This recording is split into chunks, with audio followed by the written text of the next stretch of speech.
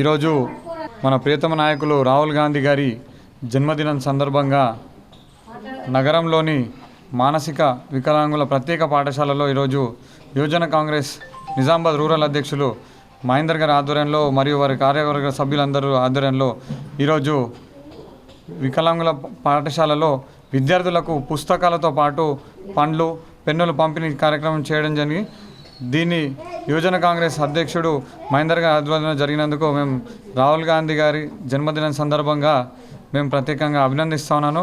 అలాగే రాహుల్ గాంధీ గారికి కూడా జన్మదిన శుభాకాంక్షలు తెలియజేస్తూ రాబోయే రోజుల్లో రాహుల్ గాంధీ గారిని ప్రధాని చేయడం కానీ లక్ష్యంగా యువజన కాంగ్రెస్ ఎన్ఎస్పీ నాయకులు కూడా మేమందరం కూడా కలిసి పనిచేస్తామని చెప్పి సందర్భంగా తెలియజేస్తాను. జై కాంగ్రెస్, జై కాంగ్రెస్.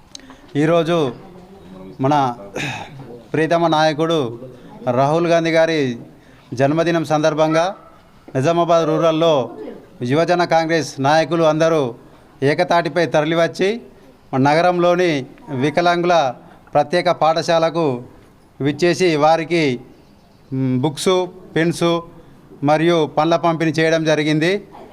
రానున్న రోజుల్లో మా యువ నాయకుడు రాహుల్ గాంధీని ప్రధాని చేయడమే లక్ష్యంగా పనిచేస్తామని నిజామాబాద్ రూరల్ యువజన కాంగ్రెస్ తరఫున నేను తెలియజేస్తున్నాను.